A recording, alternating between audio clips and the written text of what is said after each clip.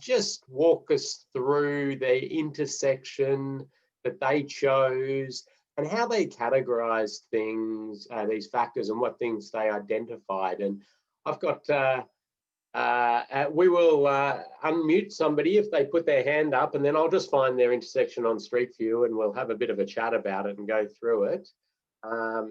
If nobody wants to volunteer, I may volunteer somebody who I thought had a particularly good one there. Hang on, I think we've got one. Megan, can you hear us? Hey everybody, yes I can. How are you? Hello. Now remind me which your intersection was and I'll just find it on. Well, it wasn't an intersection, it was a section of a road. It was Balan Road in Wyndham Vale, which the only reason that I specified that piece of road because I just did a site inspection on it like last week actually. And I've been in this industry, I think around 13 years now. And for the first time in my life, believe it or not, I was scared to death to actually park my car on the side of the road and get off and do a site inspection. Wow. So I went 4 times up and down the road trying to convince myself that I can do this, only because the behavior of road users, it was just beyond like, oh my God, like I was shaken to the core, wondering like how unsafe this piece of road is. The speed is 100K. Yep. And people going over the speed. And I was going 100 and I was wondering that people were basically lining up behind me and they were beeping and giving me, you know, headlights on. And I'm like, what's going on with you? Like it's 100K and they were overtaking me and it's only 1 lane each direction and it's been fully utilized by large vehicle.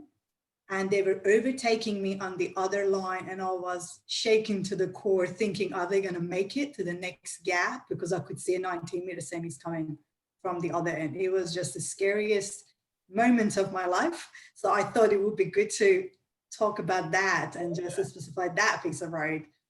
Okay, well, I'm just trying to get the Street View up. For some reason, Street View is being very slow today. Oh, here we go. I'm just getting, okay, I'll just share my screen here. And I think I've picked the section that you were looking at. Sorry, bear with me. There's an existing culvert in that road. I think I sent you the link to the actual location. You did, but I don't have that document open. But anyway, I'm going to go to share my screen, and I think we're generally in the same area, but Yes. we'll have a look. So were you more closer to the built-up part of it, were you? No, it's in an area that there is nothing going on around you. And that was one of the problems that, first of all, there is not much of a shoulder going on. And there's a section that there is no shoulder at all. And if there is, it's basically either graveled or just, as you see, it's just vegetation. And it does have a slope on both sides. And that is a specific piece of road that I was inspecting. There's a culvert going across the road. It's 3 of them right next to each other. And there is a massive drop from the road surface with no barrier protecting. So, and at the moment, believe it or not, they placed a water-fill barrier, which is designed for 40K zone in a 100K zone street, road.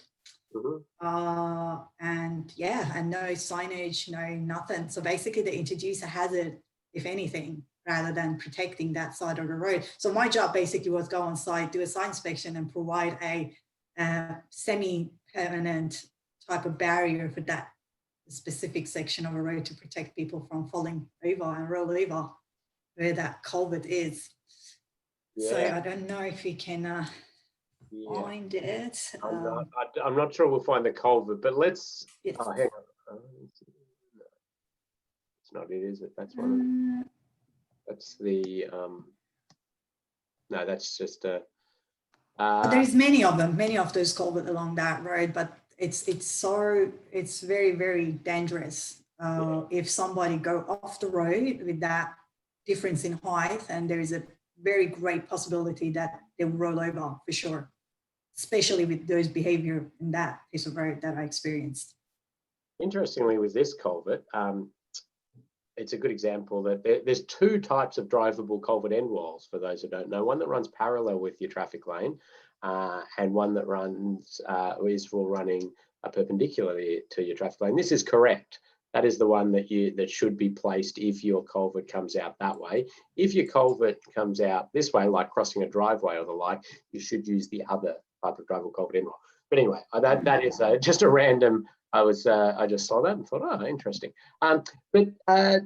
Tell us, what were so now we're thinking about this through this safe system assessment lens, and it is something a little bit different. I mean, everything you're saying there is absolutely right in terms of increased risk, but what we're trying to sort of drill down to is how has that increased risk in terms of the exposure, the likelihood, or the severity. So if we just go through those one at a time, as you sort of did, what sort of things are influencing that exposure to crashes at this location under this sort of safe system thinking?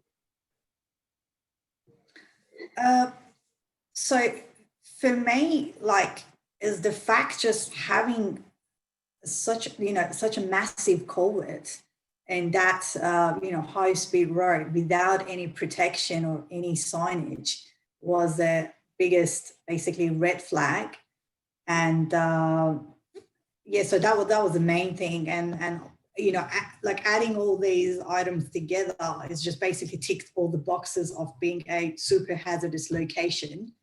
But then I guess in my assignment, you picked it up that I didn't really, like I did mention the likelihood and the severity, but I didn't really good, in exposure section. Yeah. I was just wondering, like, if we could basically go through those, specific, difference between exposure and likelihood and severity. So severity for me was really the highest speed of the road, and the likelihood was the fact that there was no barrier to protect anybody.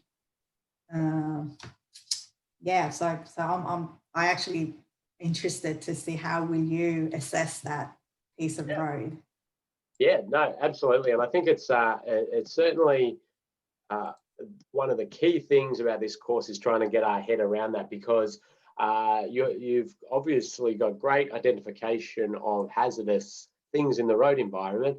How to categorize those in that exposure, likelihood, and severity is what we're trying to work through here. So the way that I would be doing this, using this safe system assessment framework as the risk assessment methodology, would be to say that the exposure to the culvert, and we really should find a culvert to have.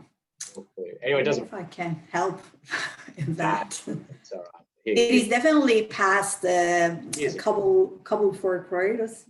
This will do. Here's a culvert. It doesn't look like it's got. Yeah, right. So it's got something like that. It's got some wing walls. It's probably not the one of particular interest, but okay. Yeah, we've got a culvert.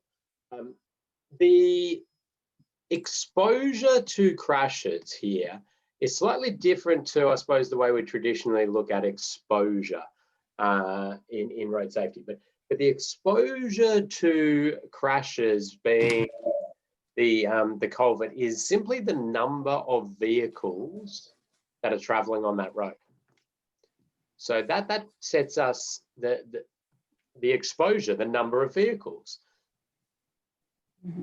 People want to be delving into more things in the exposure, but industry has really just, within the safe system assessment framework, moved most other things into either likelihood or severity. So people in their assignments wanted to talk a lot about land use. Now that would influence the exposure. So I generally gave people full marks on that. But when you get to your actual safe system assessment, all we're looking at is the numbers. The number of vehicles, the number of pedestrians crossing, the number of cyclists on that route, or the like. So in this case, all I would say is that this is a low volume or medium volume road. You don't need to, for the assignment, you didn't need to tell the actual AADT, but I say medium volume road. So that's exposure. The likelihood of runoff road crash, and I'm concentrating on runoff road crash because that's where the one that the culvert's going to come into play with. The likelihood of the runoff road crash is sort of increased by the lack of sealed shoulders, because somebody just drifts off the road a little bit, they'll probably go a bit further. So the lack of sealed shoulders, maybe the lack of delineation, anything to do with, I don't know if you thought the street lighting or the like, so at night time, any issues with the crossfall or the camber of the road, if you thought that was an issue. These are all the likelihood factors, the lack of audio, there's no audio tactile edge line, lacking delineation in terms of RRPMs, the speeds are high, so that would influence the likelihood and the severity. But those are the kind of factors I'd be thinking in the likelihood. Interestingly, you mentioned when you're on site, and for the others, going to the site wasn't a requirement for this assignment, but it just happened that and again it was there. So the presence of that erratic driving behavior, or you're witnessing that sort of behavioral factor, you would probably put into that likelihood category. If the behavior was, very high speed, it may also influence a little bit on the severity aspects of it, but generally that would sort of come into the likelihood. Now, interestingly, in a safe system assessment, the presence of the road safety barrier or no road safety barrier will influence both the likelihood and severity, but in probably different ways to the way you're thinking about it. The fact that there's no barrier there and that the hazard is offset, whatever it is, offset from the traffic lane, is actually embedded in the likelihood. Because remember, we're talking about a crash. Now, if there was a road safety barrier there and it was close to the road, that would increase the likelihood of crashes. Because if somebody was drifted out of their lane a little bit at this point, there is a chance that they will recover. They'll drop the wheel into the unsealed shoulder, and then they'll come back and they'll get a fright, and they'll be okay. So there will actually be no crash there. If we come along and put a barrier along this in front of this, they leave the road, they will hit the barrier, and immediately they're sort of involved in a crash.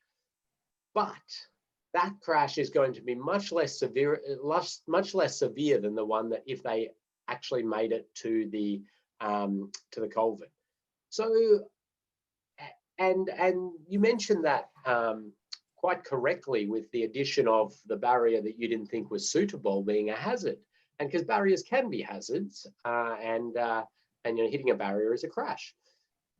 But what we tend to see, and a lot of the time in safe system assessments, the addition of barrier, if it's decently offset, it may not have a significant influence in the likelihood of crashes.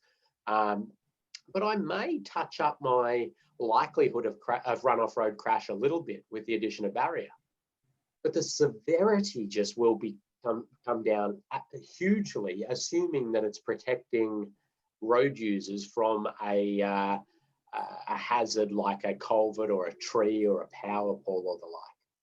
Now, interestingly, we have sort of gone through this bit of a phase, and we're somewhat currently still in there, of continuous barrier systems on these high volume roads that have cleared areas behind them. So what would sort of traditionally be called a clear zone.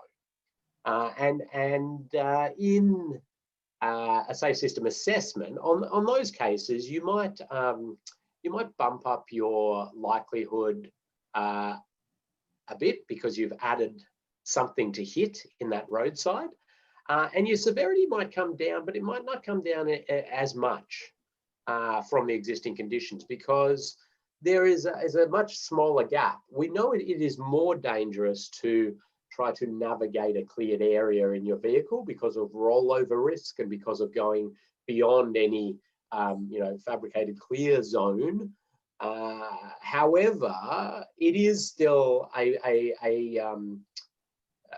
you know, there's a lot of cars that will enter there and recover, you know, somewhere probably around the 80%.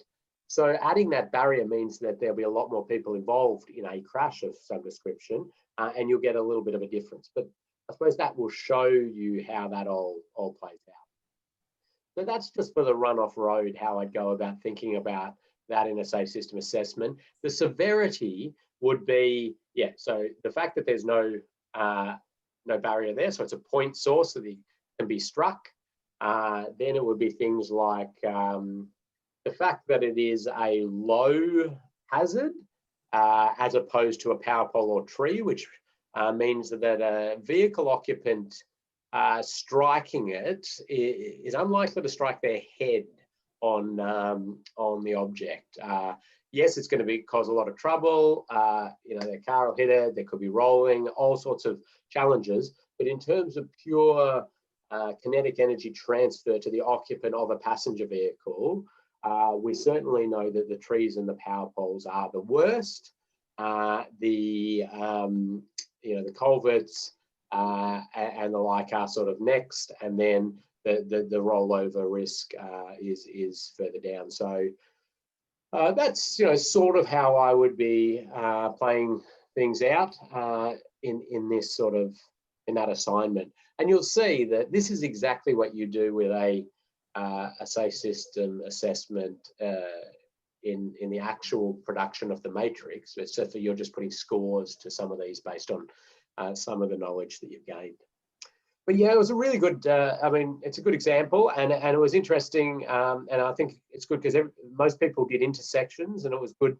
It's good, something a little bit different. So actually the intersection score in this section, or the intersection risk, is 0. There are no intersections. So that's not what we are thinking about. There's actually no exposure to intersection crashes because there are no intersections. So thank you very much. And Kathy, I think prize in order for putting the hand up and volunteering to talk through that one. So well done. Sure. We've got a question that's come through as well. Does the type of vehicles come into exposure? So, okay, yes and no. So exposure, you'll see, this will become clearer when we run through an example of a safe system assessment matrix, but you have exposure for each vehicle type. So you have exposure of passenger vehicles to crashes, you have exposure of cyclists to crashes, you have exposure of motorcyclists to crashes, you have exposure of pedestrians to crashes. Heavy vehicles are the one that sort of get traditionally mixed in with vehicles and alter the severity of crashes in that sense. So I will show you a worked example of this in our next module, which I think will help clarify things. Any other questions, Kathy? No, we're all good. Great, thank you. Now, I'm just wondering whether we have another look at somebody else's or we jump into the slides. I think I'll jump into the slides and the content for this module. Well, we have left a good bit of time within this module to make sure everybody's clear in their mind about sort of the safe system principles, the categorization, the different things that influence exposure likelihood and severity for different road user types, and sort of which infrastructure is more aligned with safe system principles and less. So all of the things that we've covered today, plus what we'll be covered up to now and what we'll be covering today. So if people are quite clear in their mind, we may finish a bit early, but I don't think that is a bad thing. Those who haven't completed assignment 2 can do that, or others can get back to the mountain of work that you've no doubt got. Okay. So I'm just going to pull up my slides for today.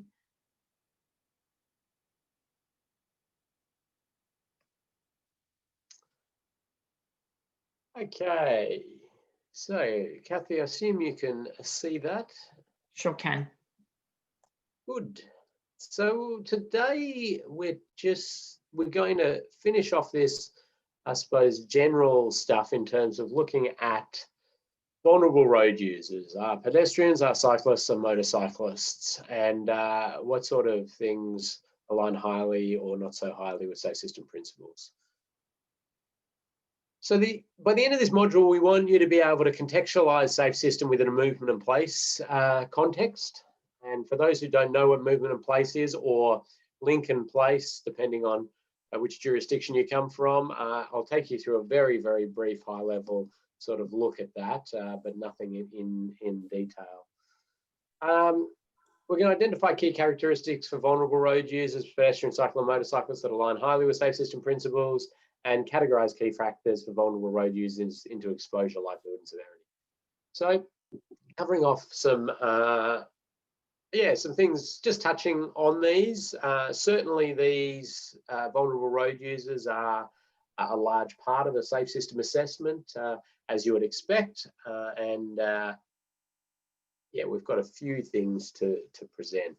But I will be very interested in your input throughout this module, things that you think are very good in terms of protection of vulnerable road users. And as I've always been doing in these modules, if you do put something forward, I'll be asking you whether that's a good thing because of the exposure, the likelihood or the severity of crashes, or that's a bad thing because of one of those.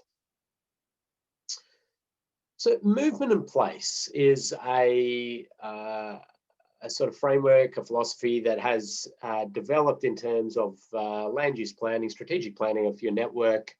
And the easiest way to describe it for those who haven't used it a lot or been in-depth involved in it, and you can go into much more depth and detail and everything like that, but this is just at a sort of high level, is that any section of road can be categorized to a degree or has a movement function or also a place function. Now, so movement is fairly obvious in what it means in terms of moving people and goods. Now, it doesn't necessarily mean cars as such, but if the function of that road is to move people and goods sort of through that area as quickly as and efficiently as possible, if that is the function, that's the movement function of it. The place function of a bit of road, a section of road, is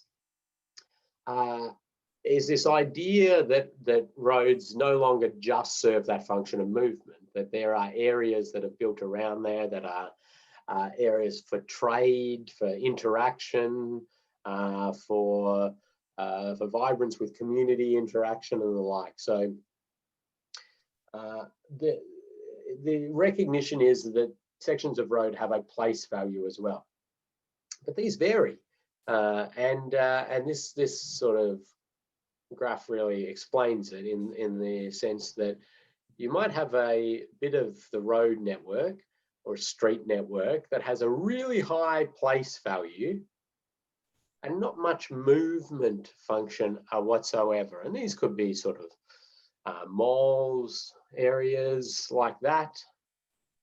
You might have areas that have a really high movement function and really not much place value, if any at all. So motorways, for example, or these big movement, major arterial, corridors. Then you've got these areas that have low place value and low movement value, things like local streets. Now, I always say there that don't go telling the residents that we put low place value on their local street. They don't tend to like that. The low place value though is more about across our whole network where we're sort of valuing that place, and they've got to be much more having a lot more activity than the local streets for that. And they've got low movement function as well. They're not being used for this major push through of people and goods. And then you've got this very, very challenging category of vibrant streets, and the place is high, place value is high, the movement value is high.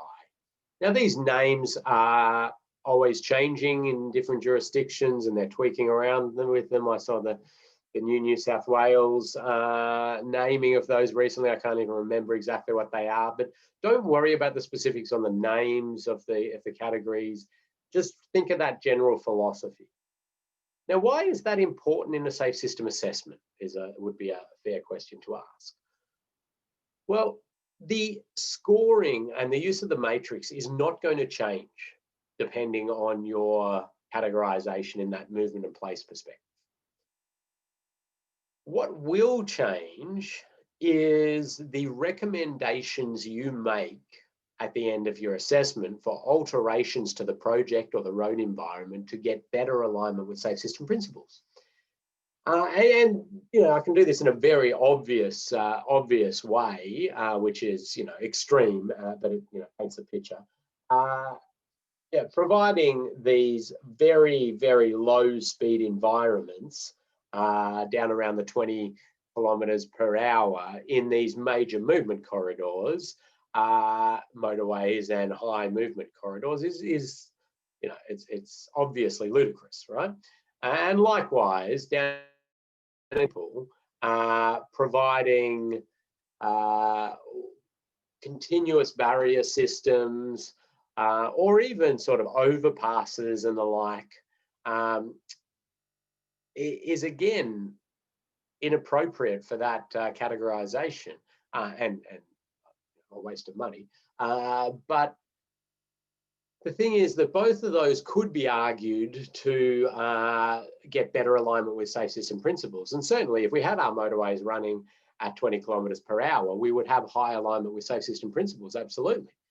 But it's just not acknowledging the function of that road. And we need to obviously have a road network for moving people and goods, but also for creating places and stimulating that activity. So that's why you ask these questions about movement and place at the start of a safe system assessment. And that's what you do. You gather context.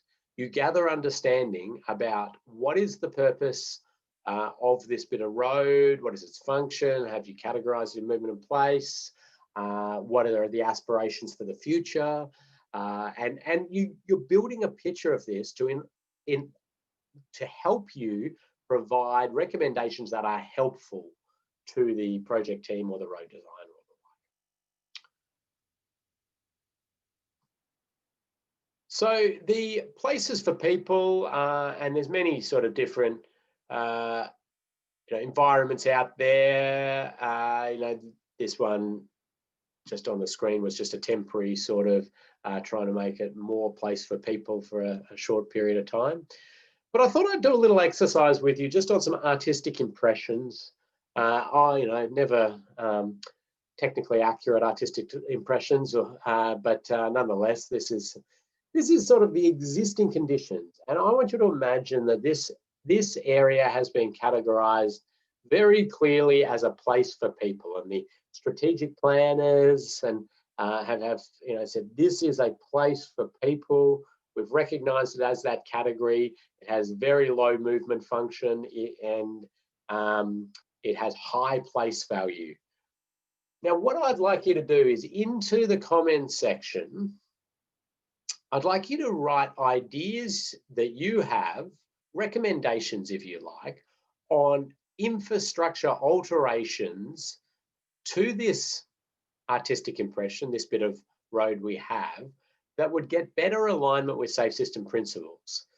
Now, I want you to do that and also put in if that influences exposure, likelihood, and severity. So if you say, I don't know, pedestrian overpass, I would like you to say pedestrian overpass and then dash exposure, because that will alter the number of pedestrians crossing or exposed to those crashes. Obviously, you wouldn't do that because I've just told you that that's probably not well aligned with the place the place value that has just been labeled on this area. So I'll give you a good few minutes to have a think about that and just jot a few in there, and then we'll have a little bit of a discussion about some of the things that are coming back. So have a think about that.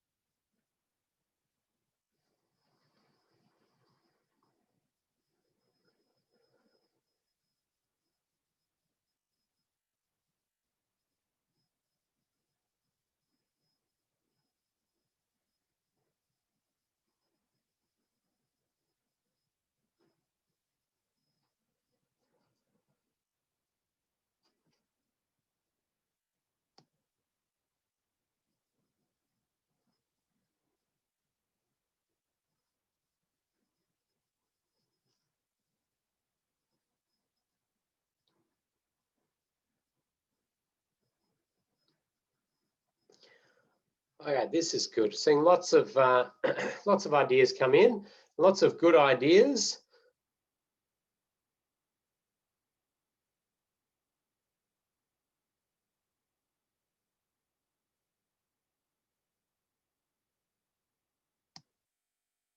Okay, let me just run through a few of these and make some comments. Okay, so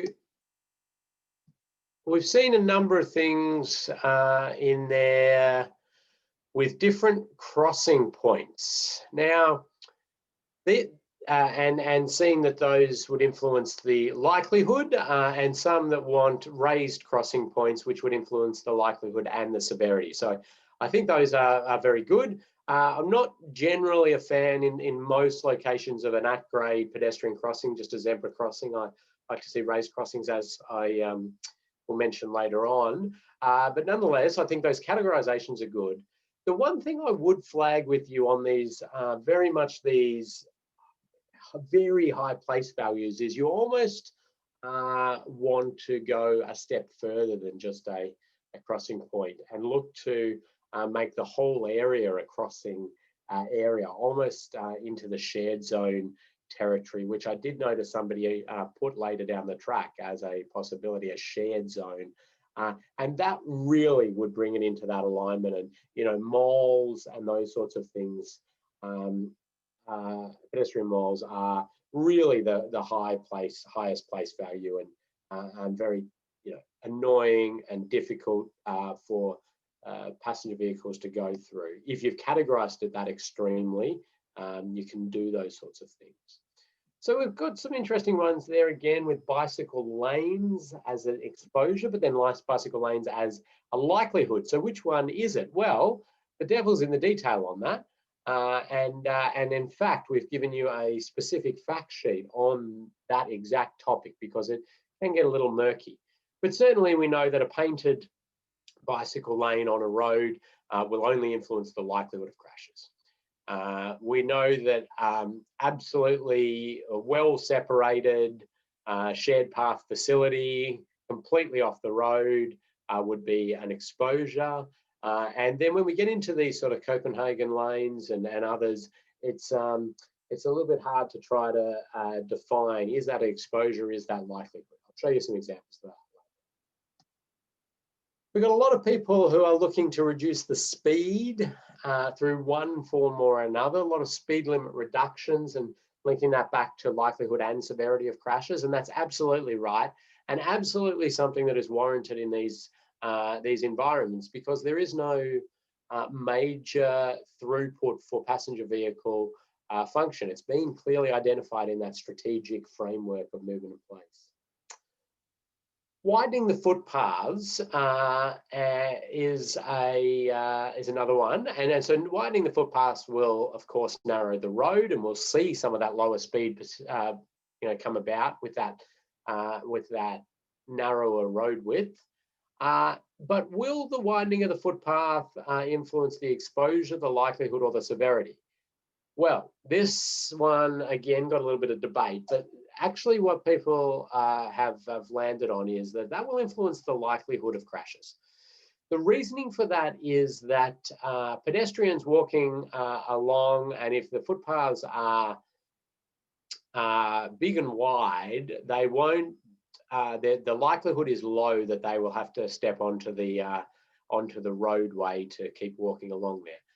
If the footpaths are narrow, they may have to walk onto the road. Now, the crossing of the road and the time that they are exposed to crashes on the road is a bit of a tricky one. And this is where the Austroads framework didn't quite get it right in practice. And I'm sure in a version 2 of that, that'll be clarified. But the time taken on the road would have traditionally been thought about as an exposure, because you're exposed to crashes for a longer period of time. But under a safe system assessment, it's just worked out that industry is using that still as a likelihood factor. And the exposure is simply how many pedestrians are crossing. The length that they're crossing is a likelihood factor, and then the speed is really that severity of crashes. The speed of vehicles will be influencing the severity, and the percentage of heavy vehicles and the like. So we've seen there are a few others. We've seen signalised crossings come in. So a couple of things on that. One being that really signalised crossings are what you would be looking at in road categories that have a higher movement function for people and goods. In these very low movement corridors, you likely wouldn't have signalisation. But there may be other circumstances. But the signals themselves would only influence the likelihood of crashes. So it's very tempting to put exposure when you are talking about signals, because you say, well, not exposed to crashes because we put a red light up and so they're not exposed. Well, they are exposed to it because of that safe system thinking that some of them will run that red light. So the exposure is really just the number of vehicles, the number of pedestrians, the number of cyclists. One way, making the system one way is another possibility, and that would potentially reduce the likelihood of crashes. And if you have some traffic modelling of how that would play out, you could say that would influence the exposure. But if you didn't have any traffic modelling to show what the volume of vehicles would be, you would make a professional judgment on that and decide whether it influences the exposure. I mean, in theory, the exposure potentially wouldn't change because you've made another section one way, and so it's sort of circulating as opposed to, but who's to know? And it's all very site specific. Yes, a curb outstands and things to reduce the speed and also the crossing length are likelihood. So that's a very good one that I'm seeing in there. Removing parking is an interesting one that's popping up.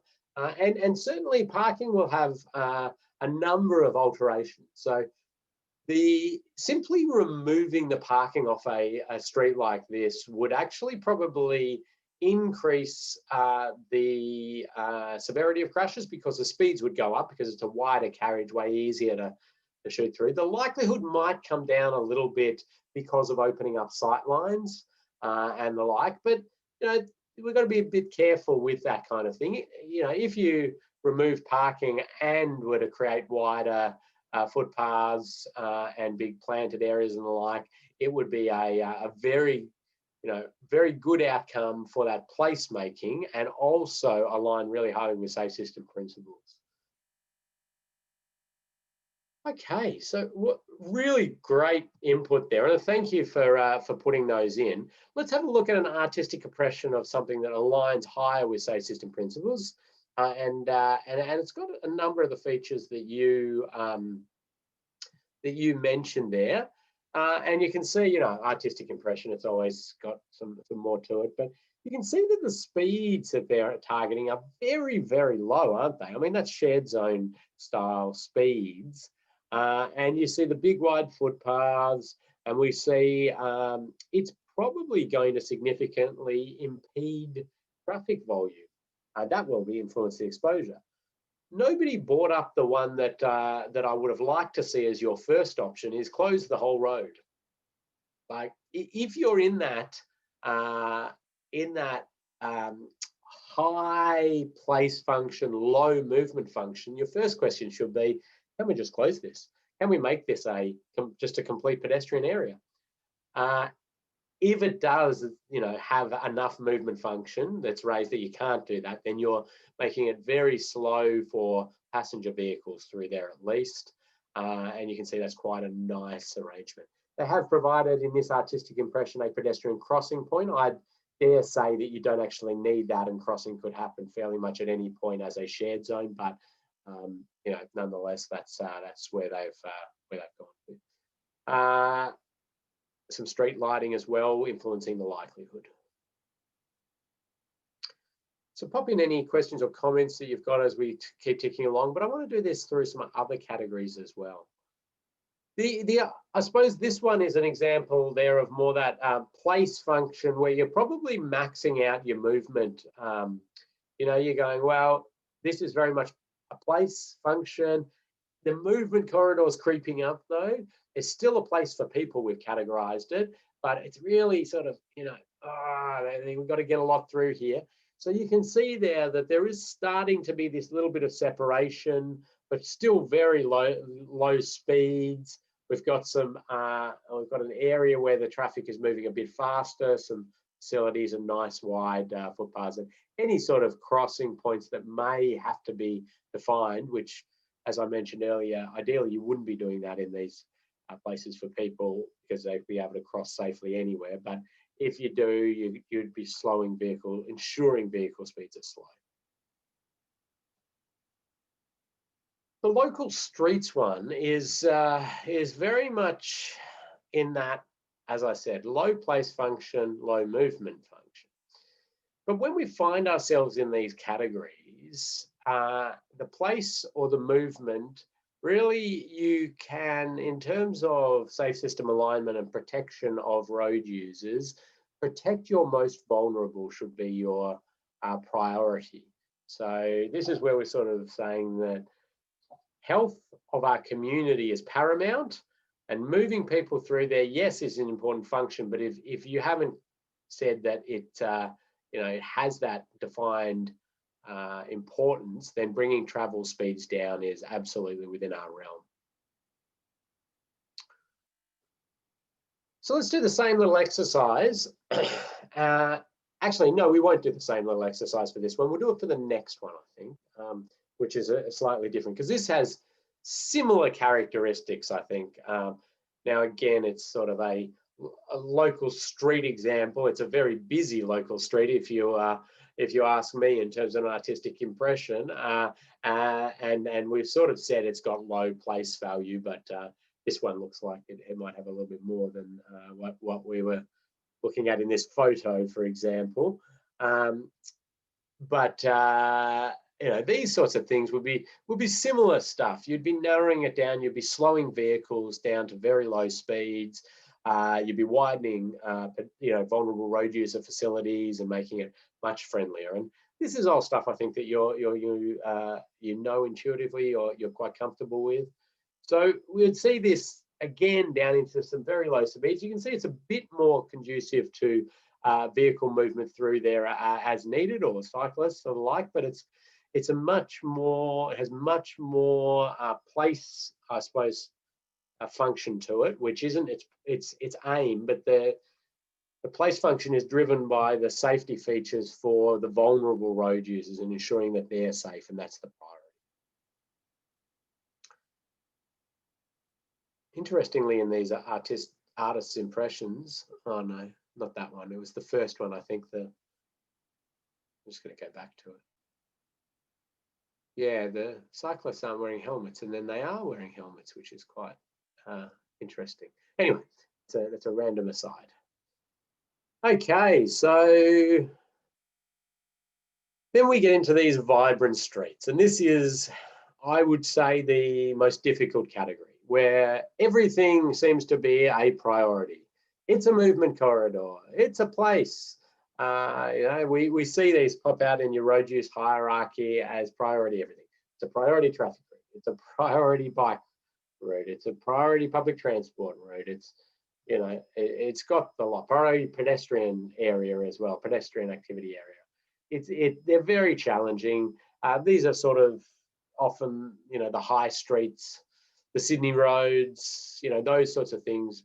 Huge activity going on, but also really that corridor that is for the public transport and vehicles as well. So my first thing when I'm faced with these is to put the blowtorch on the strategic planners and say, come on, what is it?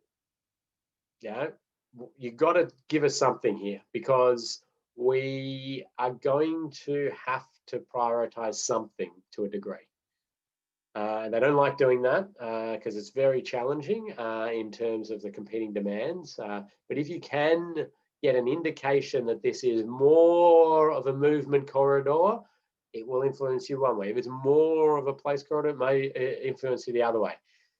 The other thing is that maybe by time of day, that function sort of alters and changes. And you may then utilize some facilities like variable speed limits or dwell on red scenarios, which I can explain to you a little bit later, hopefully. In fact, I'll just note that.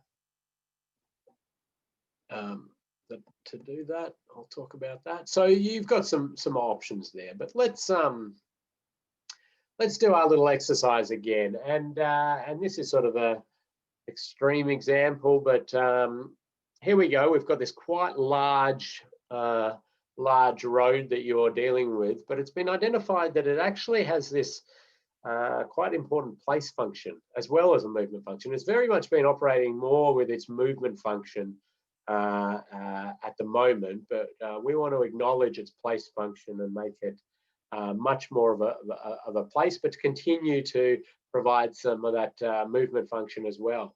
So you can see there that it's got multiple lanes. It's got a pedestrian overpass is there, and we've got pedestrians and cyclists and people crossing, and 70 km/h is the speed limit and operating speed there. So let's do the exercise again. Ideas on alterations, acknowledging that sort of vibrant streets categorization, which means important for movement, but important for place, and give me the exposure, the likelihood, and the severity of crashes, please. And just a question while people are jotting that in, where does education fit into the SAFE system? So if you go back to our Module 1 slides and the discussion we had around Module 1, the safer road users element of the SAFE system involves education, enforcement, behavioural change initiatives, licensing, and regulation in that sense. And so those are a definite part of the SAFE system, important element of the SAFE system. But what we need to be reminded is even the most educated in terms of road safety and the most compliant still make human mistakes. And so we can't just be saying education alone will fix our problems or enforcement alone will fix our problems. And in fact, we're trying to create that environment where people who are making mistakes are not killed or seriously injured when the crashes occur. So education will continue to play a role. I just don't think we should be, putting all of our eggs in that basket because, as I say, the overwhelming majority of road users are quite well educated in terms of what to do and still make mistakes and killed and seriously injured.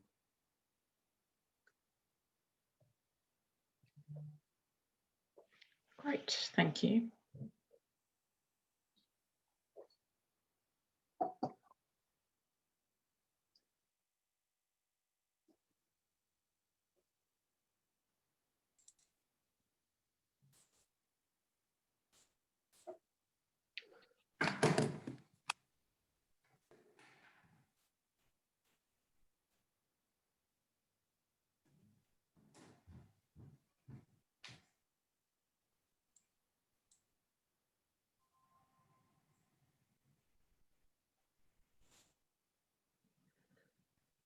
Okay, seen some good answers and got some good answers in the Q&A as well as in the chat. So thank you for that.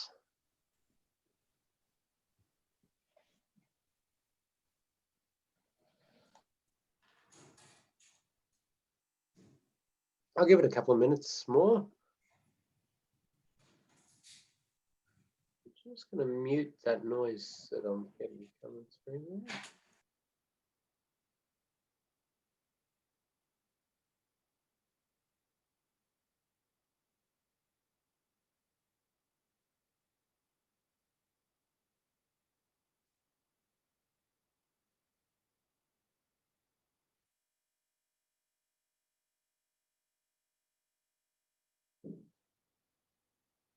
Right, okay.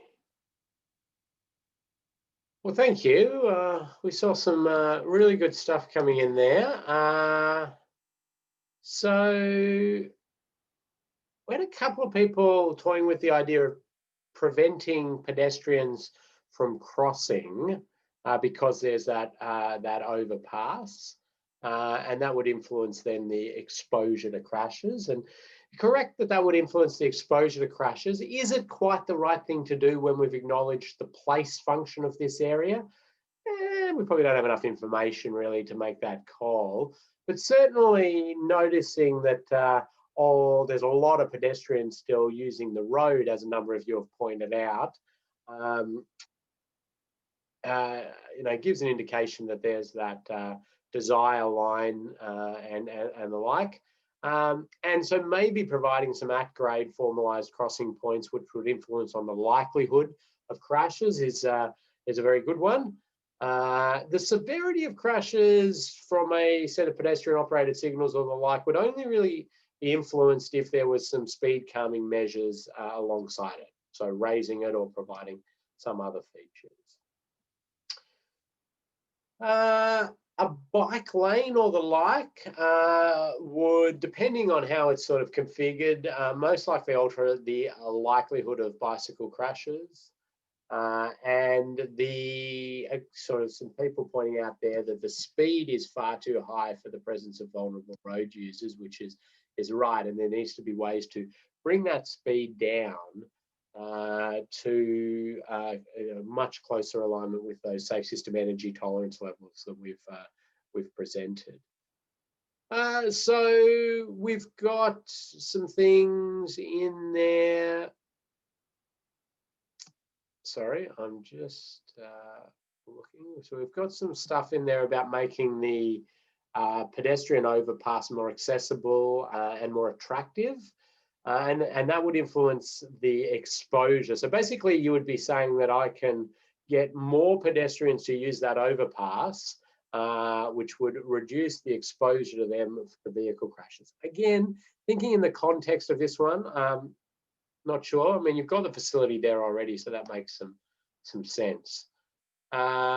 Remove some of the lanes, possibly exposure. So yes, removing some of the lanes certainly would be well aligned with safe system principles for a couple of reasons. Yes, it could reduce the exposure. I mean, but that would have to mean that vehicles were going to another area, or it was reducing vehicle use, because the number of vehicles is the exposure influencer, not the number of lanes. The number of lanes is actually a likelihood factor because you've got more conflict points, more places to be hit, more opportunity for sideswipe crashes and for other mixing. So predominantly reducing the number of lanes, I would be putting into the likelihood category, unless again I had some modeling to show how that would alter the actual number of vehicles.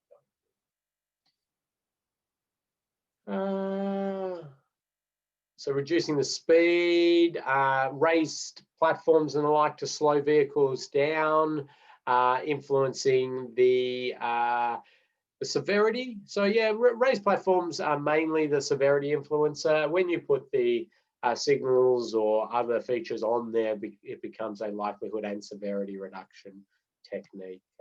But we're playing around with little bits of detail there.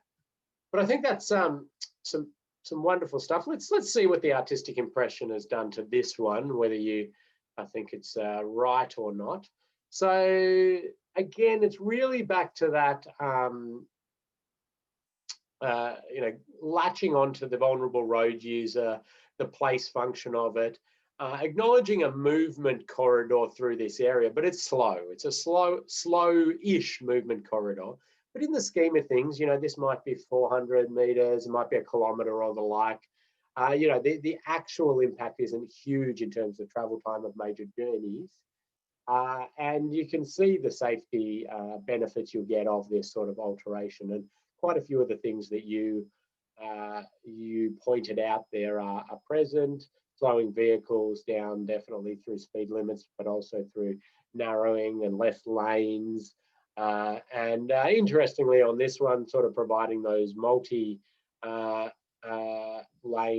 different speed facilities, a very low speed one through here for the local. The ones trying to get through there have their separated, slightly higher speed facility. But nice ideal aspiration there, and some interesting features put in there. These are artistic impressions, so don't get too hung up on it, but just thinking about how we can prioritize those alterations. In real life, we're seeing different examples, protected intersections and the like, so these are sort of the signalized protected intersections. We're seeing the Albert Lansdowne in Melbourne, which is now open and rideable or drivable. And those sort of things are, I suppose, acknowledgement that you're trying to protect the vulnerable road users and provide that facility, but also keep vehicles somewhat moving through there. These sort of facilities, again, doing something of the same. Now, here's an example. I would be categorizing that facility as influencing the likelihood of cyclist crashes, not the exposure to cyclist crashes, because it's very easy for a vehicle, maybe somebody's texting, maybe they're, for one reason or another have left their lane, they're distracted by something, and they're into the cyclist facility. There's also the turning in and out that still needs to occur, and there's another reason that I wouldn't be altering the exposure to cyclist crashes by adding this facility. It would be a likelihood reducer.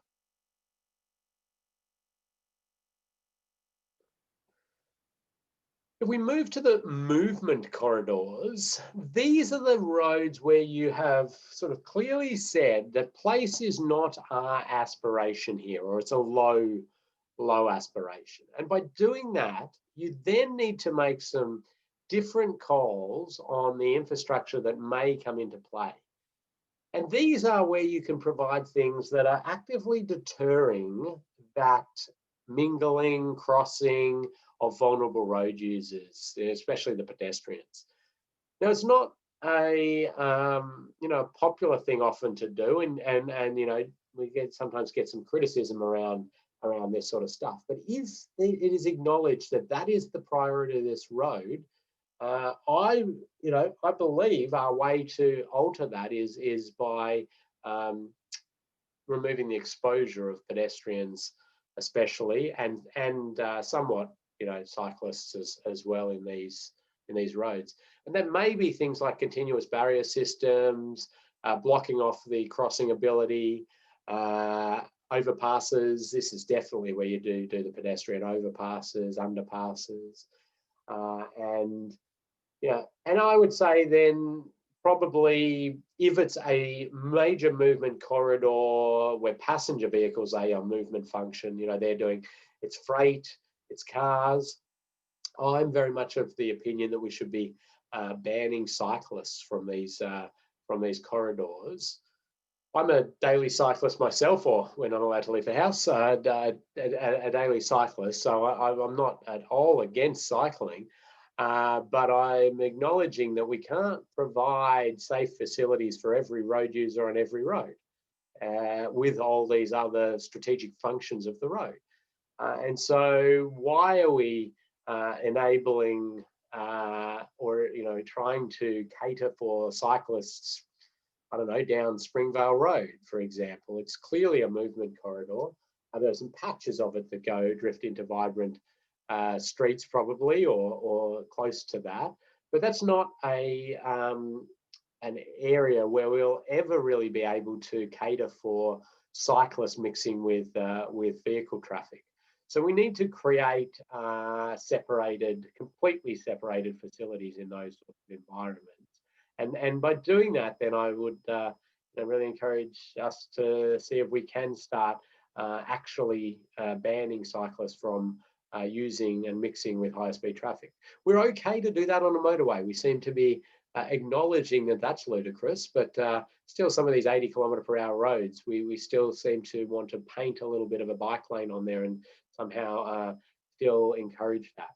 Now, the bicycle user groups tend to not agree with me on this. They think bicycles should be able to go anywhere and everywhere, and I respectfully disagree and say that we need to start making those categorizations. And you have the sort of freedom in a safe system assessment to make some of those more, I suppose, forward-looking calls without too much concern. And the project team, you can almost force them to start making some of these hard decisions and calls. Please chuck your comments in if you disagree with that, if you agree with it, or if you have practical experience of trying to do something like that. I'd be very keen to hear from you. Ken, probably a question everyone wants answered is, given that large alterations that greatly align with safe system approach, as in a large reduction in speed, pedestrian suitable facilities, reduction in traffic lanes and so on, are not largely possible for metro areas as they require us to balance cost, vehicle demand, speed in compliances, what would be the best treatment options recommended that would align with safe system? Well, that's, a case-by-case basis. I think I slightly reject the premise of the the comment. I think that that's culture, that we don't want to make some of these hard calls, and that will have an impact on some road user groups. But I think we have to start doing that. At the moment, we're trying to please everybody and just, hobble our way through for some sort of management, and inevitably it results in death and serious injury to a road user group. And in these metro areas, it's more and more becoming the vulnerable road user. There's a general sort of underlying mindset that roads are for cars. And they originally were, but we've evolved so much from that into the movement, and the movement place framework very recently is sort of a formalized acknowledgement that it's playing much more of a role, but that other road users are as entitled to that road as passenger vehicles. So I think that we can make some drastic changes that may seem impossible in your mind at the moment, but I don't think they are. Now, the cost one's an interesting one. Spend billions and billions building things to get a little bit more travel time savings, don't we? Northeast links, tunnels, and these sorts of things. The money's there. It's just about prioritizing it and how we go about using it. So there's a big navel gazing debate for us to have around all of this this sort of stuff. But yes, as you get into your individual projects, maybe you're not able to have major influence on these wider strategic planning decisions and transport plans. And so what can we do? I would say that you start by identifying the highest likelihood conflict points and reducing the severity at those. So they will be around your crossing points, your intersections and the like, and trying to get the speeds down as much as possible there to reduce the severity. And I suppose the next slide, I think, is probably an example of that. Yeah, so I think I showed you this one before, but here's Dalton Childs Road, and we're seeing that the intersection, the conflict points are being reduced in speed. We know that there'll be other issues in the mid-block sections, but at least the speeds are lower through that point. I sort of hope that's answered it without it being a whole, training course in its own right, or probably wouldn't be a training course. It'd be a workshop really with some discussions, because I don't have all the answers in these spaces, and I think we need to keep thinking about it. You've got a lot of answers though, Ken. Some other comments that have come through, if I can share those from people. There's a fundamental problem with the movement discussion. It assumes that only motorised vehicles have movement function. People who walk to work or to the shops are also in a movement function, and the same for cyclists, yet we don't see examples of cycleways and pedestrian paths being as a movement corridor. And then a little bit of history, that roads were originally for pedestrians and animal-powered vehicles, then bicycles and motor vehicles took over and ejected all the other road users. I think these are all very, very valid points, and I certainly try in my language to always talk about the movement corridor as for all road users, as I did multiple times earlier on. But I do agree with whoever made that comment that all the pictures and things tend to lead us down the track of thinking it's just an arterial. What do they call them? Traffic sewer.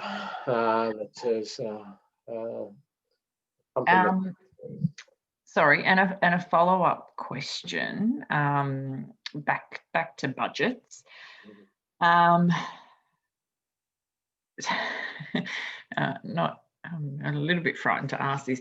Do we suggest a safe system assessment that is not best aligned with safe systems, or compromise that best fits within the budget? And this is a debate that's happening at the moment.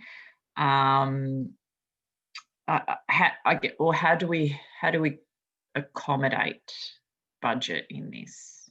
Yeah, it's a fair question. It's a practical question, and the thing with the safe system assessment is, I mean, theoretically it is not budget related, but of course, like, the project is driven by a budget, and that's the it's going to alter things. So what we do in a safe system assessment is make a sort of judgment call on some of the features that you believe can be altered, but also put some, you've got to reach a bit in terms of push for higher alignment with safe system principles, even if it's more expensive, but then providing a few other options.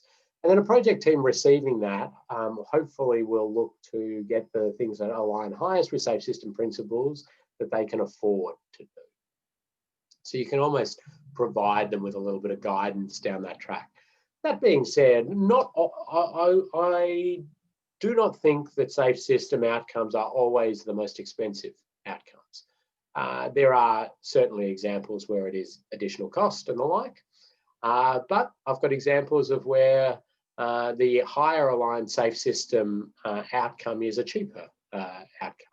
I mean, the classic one was some major town, so duplication and town bypasses on rural highways. And, you know, the safe system assessment basically said, well, you're creating these massive road corridors, duplicating with these big, wide central medians. The safe system assessment's going to, I mean, tells you that you're going to to get really high alignment with safe system principles, you'll do continuous barrier systems. Thus, you don't need these massive clear zones because you're putting barriers the whole way. And all of a sudden, the land take was the envelope of road required was so much smaller. So they saved a huge amount of money from not having to acquire that land, and so you had a much narrower cross section there. It also saved huge numbers of trees from native vegetation, really beautiful old trees from being chopped down because it wasn't required to get the highest alignment safe system principle. So there's just one example, and you can play with speed within the metro area as well, which with physical infrastructure or speed limits, and get some decent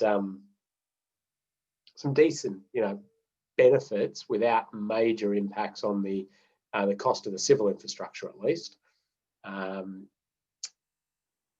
But these things are complicated. Like in a training course like this, just trying to lay down some principles and some examples and those sorts of things, and get clear in your mind how to categorize things and do these assessments. The complexity, the jigsaw puzzle that is a major project or an infrastructure upgrade in these complicated areas is, it's a huge jigsaw puzzle, and putting it together is extremely difficult. And I don't pretend it's an easy thing to do. Thank you, Ken. We'll take one more question at this point, if that's okay with you. We're at 11:15 or so. Yeah. Yep.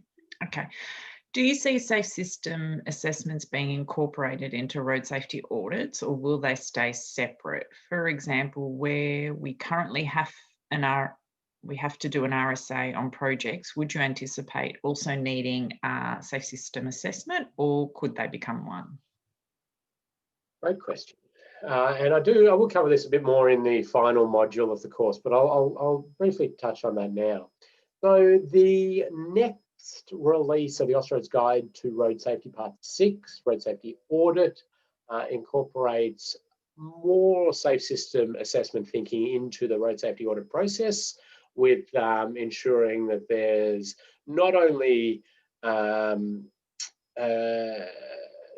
thinking about severity of crashes, which we always did in road safety audits anyway, but really honing those back to some safe system energy thresholds as we do in a safe system assessment. But the reality is that I feel that for the foreseeable future, at least, that there will be two separate tasks. And the reason for that is that, I don't know, I was going to use an analogy, it may not work out, is that, this is like, they're like two different lunch menu options. They both, improve road safety, but they are very, they fill you in different ways.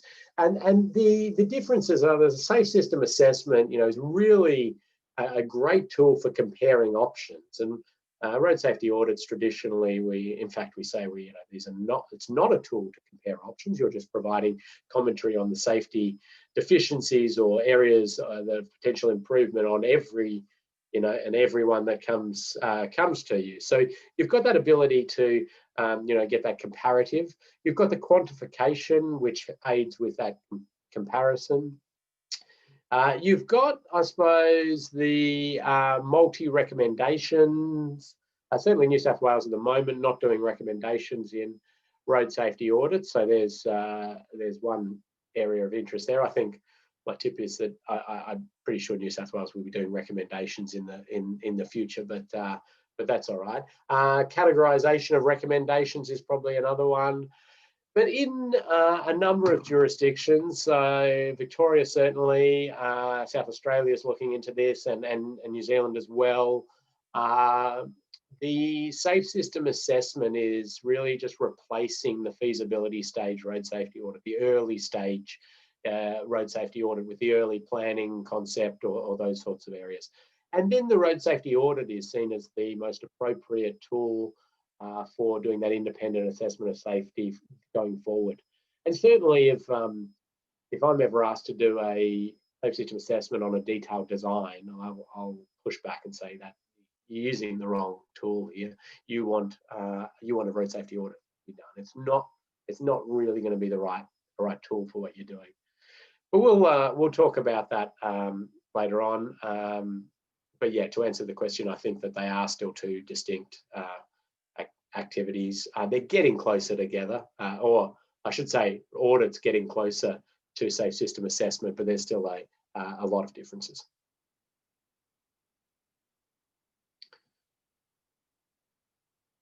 So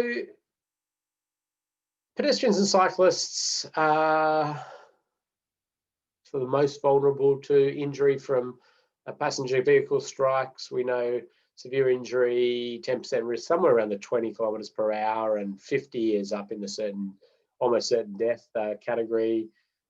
Young and old, even more vulnerable. So ideally, we're managing their speeds around the 20 kilometers per hour at these conflict points or high pedestrian areas, or looking to separate from vehicles.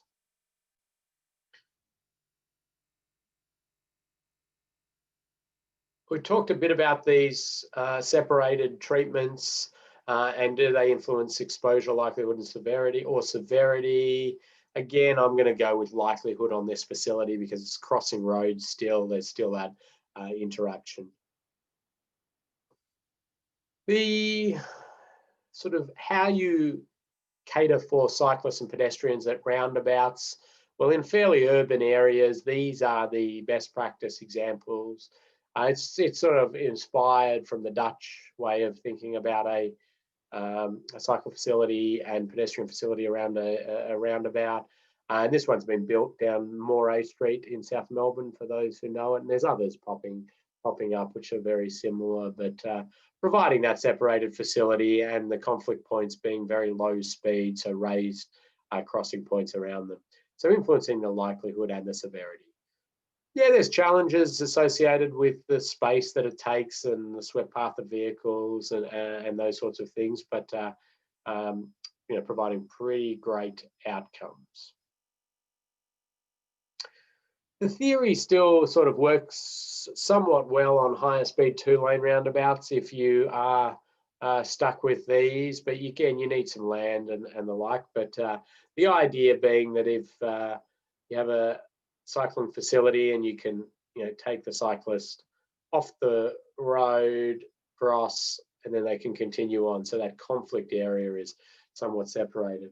I would still say that this is an alteration to the likelihood of cyclist crashes and potentially the severity.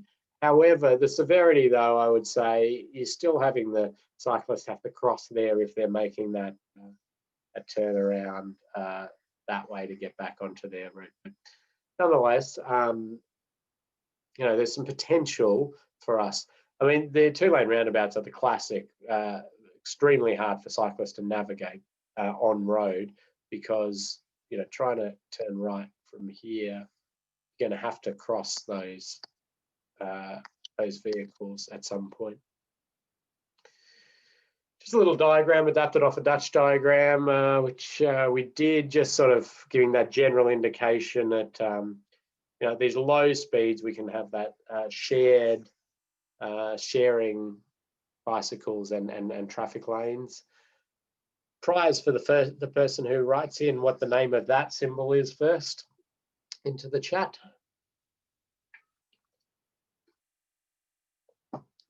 At these sort of medium speeds, we want to provide physical separation.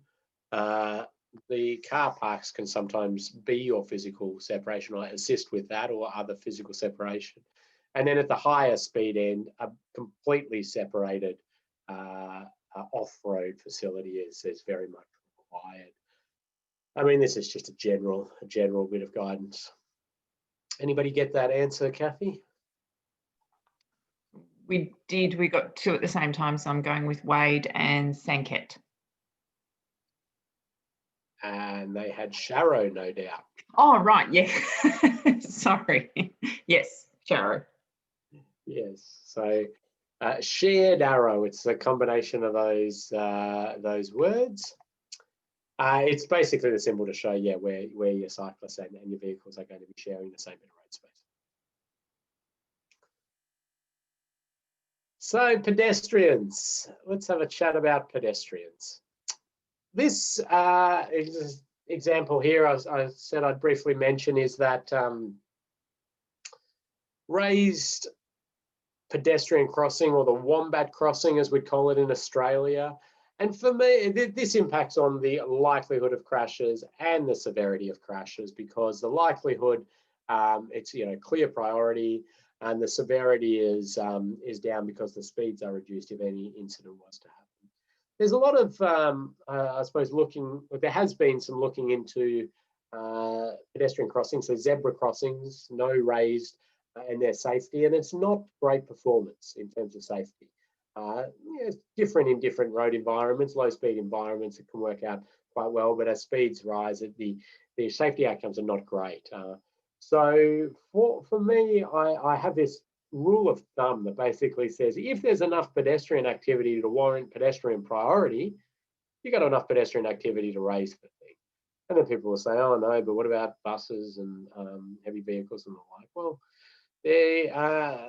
there's a bit of myth there that they can't navigate these safely. There's plenty of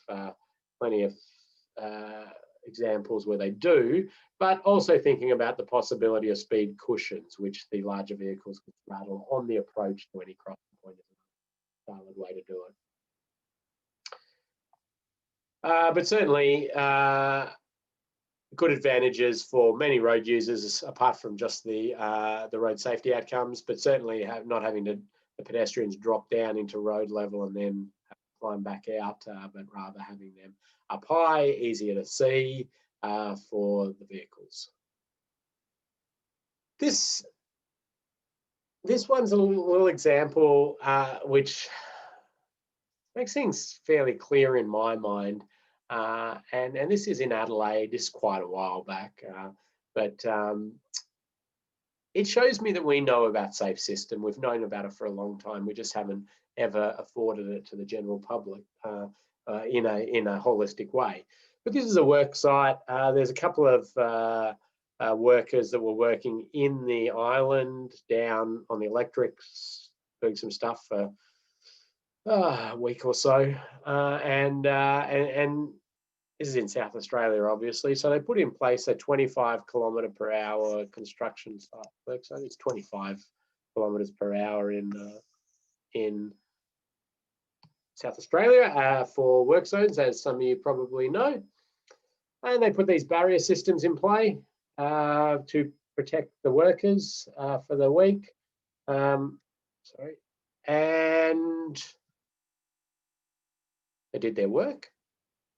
And then they packed everything up and they raised the speed limit back to 60 km/h, which was the speed at the time. And then about 3,000 or 4,000 pedestrians a day stand in that island waiting to cross, exposed to that crash risk that was deemed unacceptable for the workers, but completely acceptable for the travelling public. Now, people might argue, oh, the workers aren't concentrating on the traffic, they're looking down at their work. So that's, but, there's minuscule alteration there. I mean, I don't think that every pedestrian crossing there is concentrating on the traffic. And in fact, these days, I'm pretty sure the majority will be concentrating on their phone. And so why are we not affording the general public the same safety level as the worker?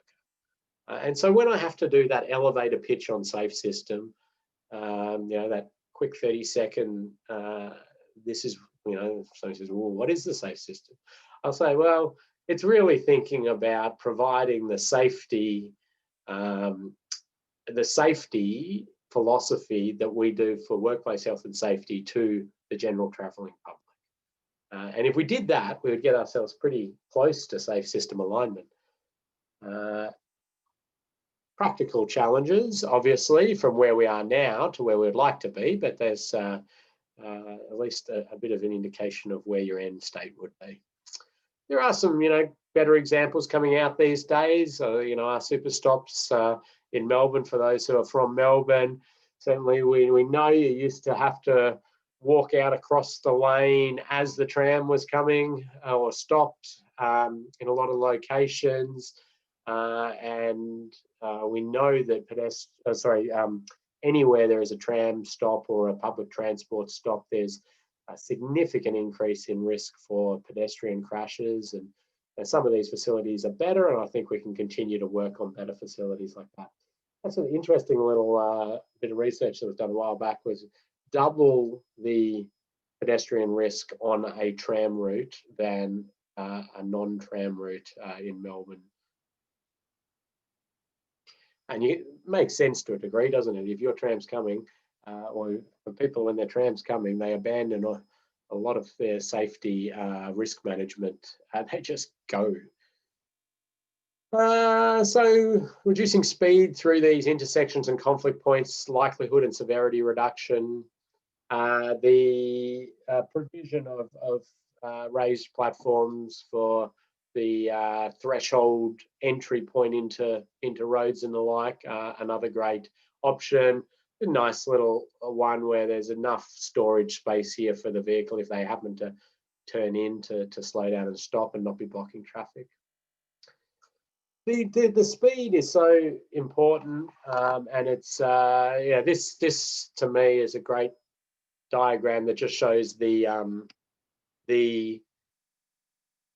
prizes for anybody who can pick the year that the default speed limit went from 60 to 50. These are pedestrian crashes in that year. So you can see there's a sort of step change just on that regulatory speed limit reduction. So it's it works quite well. I'm going to move through motorcyclists pretty quickly, and again, there's sort of whole days that I can spend talking about this, and we have I've got some people guessing the year. I gave the answer away. We have a whole day on making roads motorcycle friendly and the like. But the motorcyclists, I like to think of 5 S's, and I've put these up there. So sight, surface, sign, strike, speed. And when we think about those, really the sight, the surface, and the signs are likelihood factors for motorcyclists. Can the motorcyclist be seen, and can the motorcyclist see what's coming up? Is the surface appropriate? Is there good warning signs of any hazards or dangerous areas coming up? The strike is about the severity. What's the motorcyclist hitting, and how bad is it going to be? And the speed influences both the likelihood and the severity, as we've been talking about. So sight, motorcyclists obviously are going to be our one of our most challenging. They're smaller, they're hidden behind things like trees, signal controller boxes, bushes and the like, where other vehicles may not be as hidden. So we need to factor some of those in. The surface, reminder there, decent diagram here showing that the surface is very influential for motorcyclists in terms of the likelihood of them crashing. And the lean and the small contact patches mean that any surface issue is much more for a motorcyclist than other road users, often referred to as the canary in the coal mine when it comes to road maintenance, first ones to be injured or killed if there are issues. And things like steel plates or other slippery surfaces are going to be increasing the likelihood. So if you're doing a safe system assessment, you see there's surface issues, when you're thinking in that category of motorcycle crashes, that would elevate your likelihood. Signs. So motorcyclists are quite attuned to warning signs, and there are particular motorcycle warning signs available, and they will influence the likelihood of a motorcycle crash. You'd usually put a supplementary plate with whatever you're warning the motorcyclists of. The strike is really where we're into the severity aspects, and here's a little video of the European crash test. And you can see there at 60 kilometers per hour, the force of the post in this W-beam post. And this is now it with some underrun protection, some a rub rail system. So you can see the dummy it's much more survivable for the dummy. We're reducing the severity of crashes. So the addition of underrun protection on your barrier system would be a severity reducer. It's doing nothing for the likelihood of crashes because that crash is still occurring. The severity of it is much less. So that's only a 60 kilometer per hour strike, and I'll play it again just so you can see the violence of that on the dummy there. The first one, that dummy was a write-off, $300,000 dummy that got ridden off in a crash test, hitting the post, but that was a transport for New South Wales Crash Lab. But you can see that one, and the forces actually on the dummy are survivable. It's a 60 kilometer per hour, 25 degree fling of the dummy at 60 kilometers per hour, 80 kilogram dummy. And speed. So speed can be influenced in a huge variety of ways for motorcyclists, and it's going to reduce the likelihood and the severity. That being said, advisory speeds or regulatory speeds or other ways to alter speed. But that being said, if you are able to reduce the speed from 100 kilometers per hour to 80 kilometers per hour, and you're thinking about the severity of outcome for motorcyclists, you're in the death category for both of those. So yes, you're reducing the severity, but from death to death, it's the severity is extreme.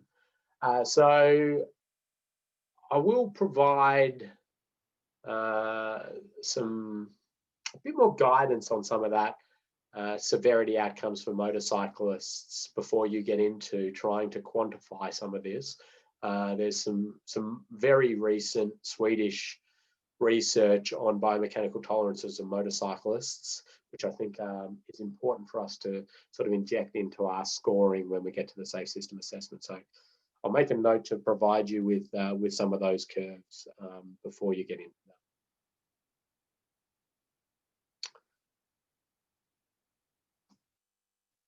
that. Okay, we've got a few minutes left. And I can give a little bit of an intro into what we're going to delve into the next module and actually get you to start doing a safe system assessment. But I'll see if anybody else has a question or a comment at this stage about anything that we've covered so far.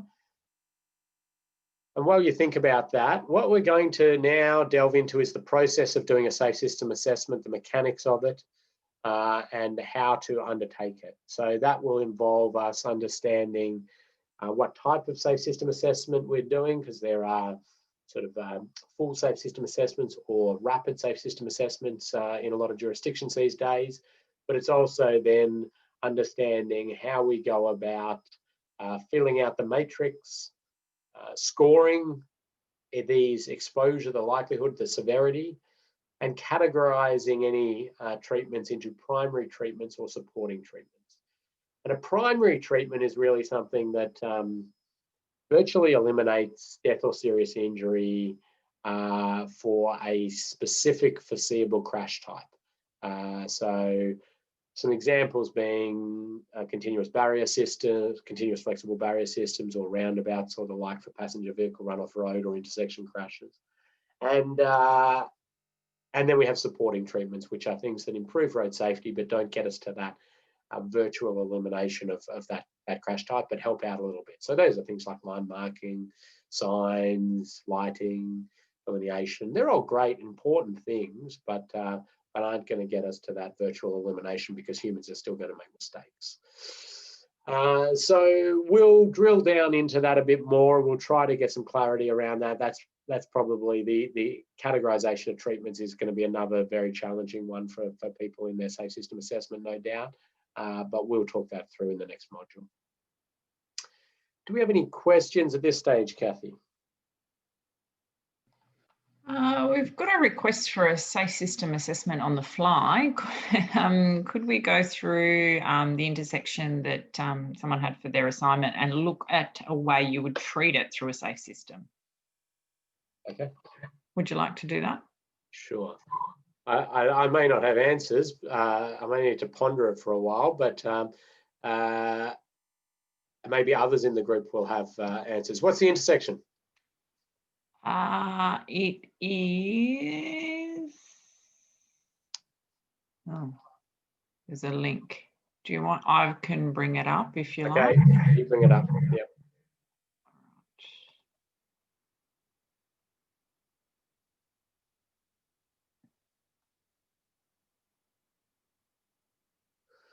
Okay. Oh, geez, where are we? New South Wales, maybe? No? Yes.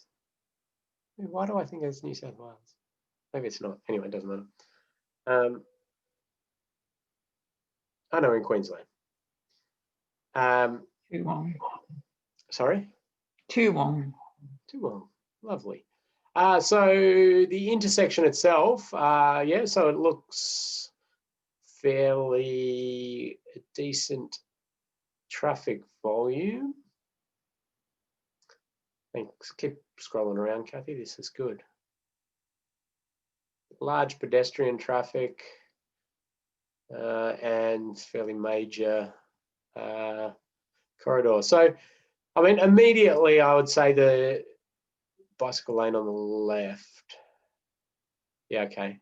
Immediately, I would want to know a bit more about the land use, but the amount of pedestrian volume you're seeing there and the obvious big pedestrian desire line demand across there would say to me that the speed here I'd want to be getting down to around operating speeds of 30 kilometres per hour or below.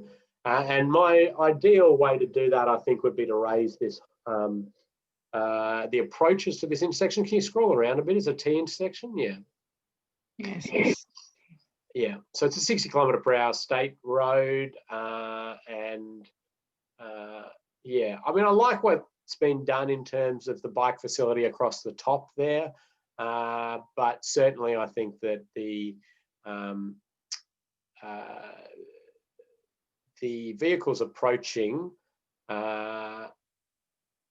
yeah, I would be going with a raised safety platform, either raising the whole intersection or raised approaches with a sort of 1 in 20 grade ramp there. Now, depending on which jurisdiction you're in, that might be absolutely blowing your mind. Certainly in Victoria, that would be sort of run of the mill. We're pretty much doing that for a lot of large arterial signalised intersection, 30,000, 40,000, 50,000 vehicles a day, completely acceptable.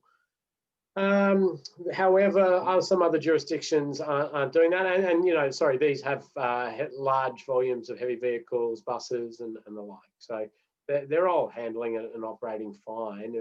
Everybody slows down through the obvious conflict point.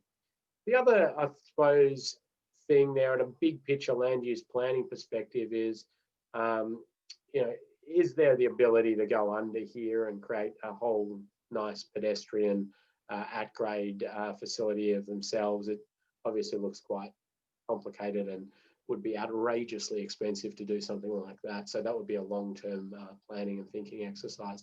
But the reality is when you have pedestrians at grade crossing, they can't mix with 60 kilometre per hour vehicles if you genuinely want to address the severity of crashes as well.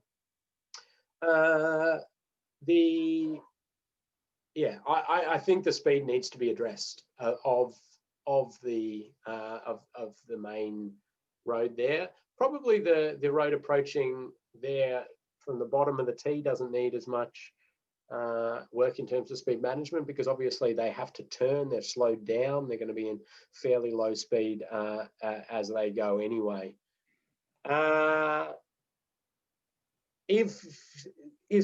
Was there a bus lane over there, a dedicated bus lane? Because I often have, well, I shouldn't say often, we've done work thinking about the,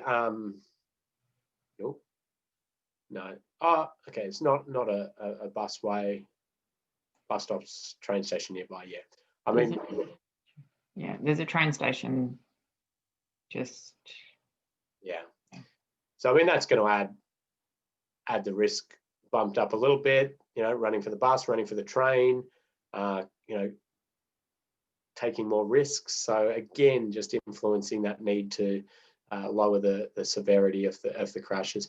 There is, in some situations, not sure about this one, how it would work, but, you know, the ability, if you're very concerned about the buses or the like, to have a bus lane through the intersection, which is slightly separated, but doesn't have any vertical deflection, as in raised components to it. So the bus isn't actually subject to that, that lowering or that vertical deflection.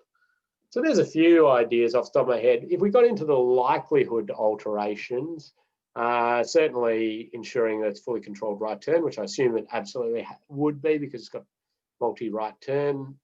So that would be an absolute given. And lighting, you check, and there is a history. Right turn crashes plus queuing issues. Queuing issues what? I missed that.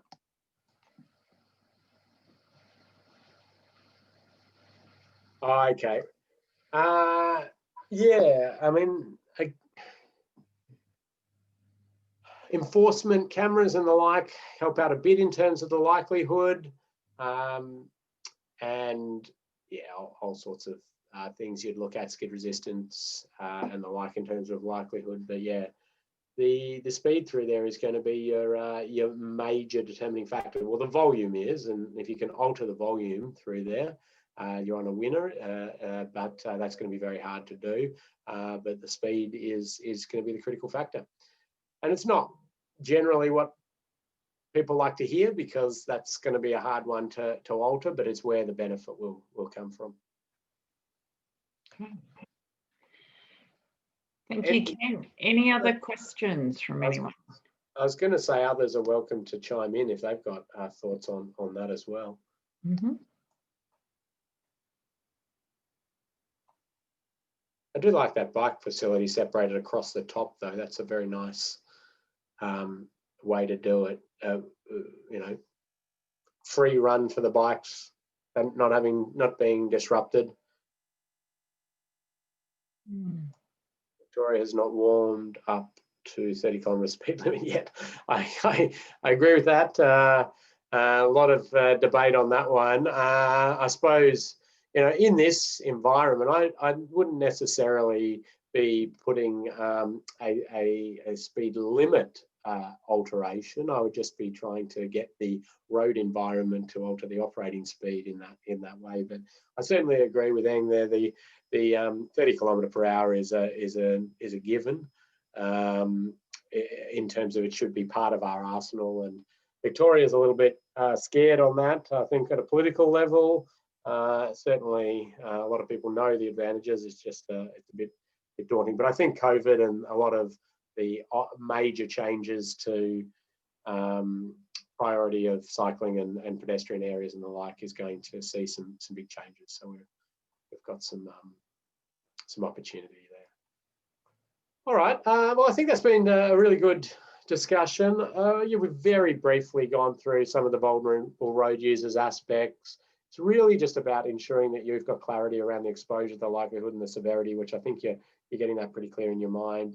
Have a look at the feedback from your assignment. Have a look at the example reports before you get into your safe system assessment, which I'll brief you on next module.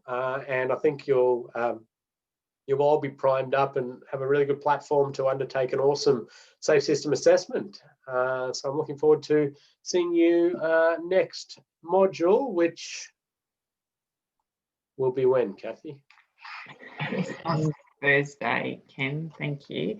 And I will, in the next day or so, also load into Schoology where you'll be doing your site visit for your safe system assessment.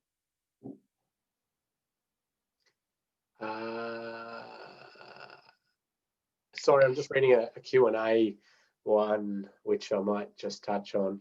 The benefit cost ratio challenge, which is a very important topic. And those benefit cost ratios are simply a way to try to work out what is the best use of your limited funds. And it is a challenge. We don't have unlimited funds, and so we need to work out ways to prioritize them. So that is why benefit cost ratios come about.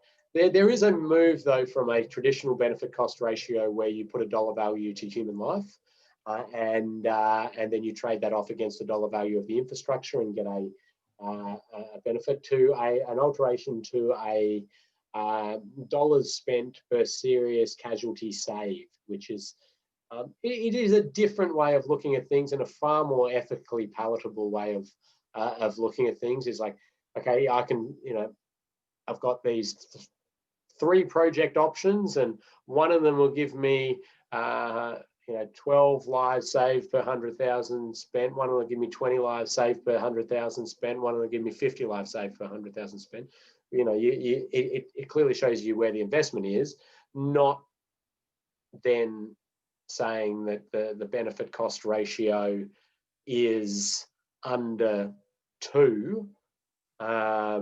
Thus, we're not going to invest in that because there's not enough people killed or seriously injured there. Doesn't make sense. There's also the ability for us to now put forward some predicted death and serious injury. And for example, we do a lot of star rating of roads and fatality serious injury predictions.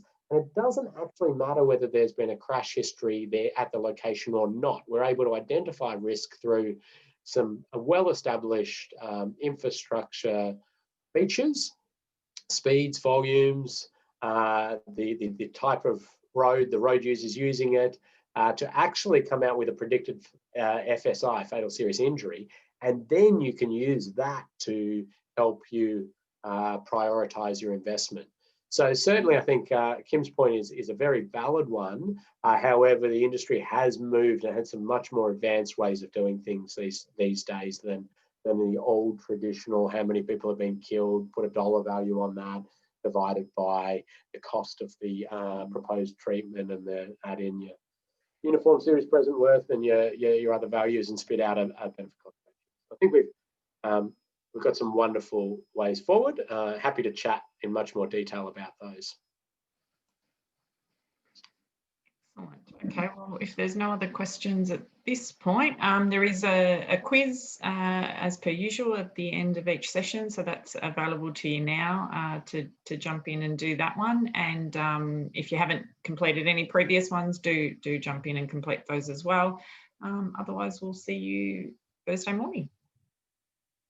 Thanks, everyone. Thank you, Ken. Thanks, everyone. Bye.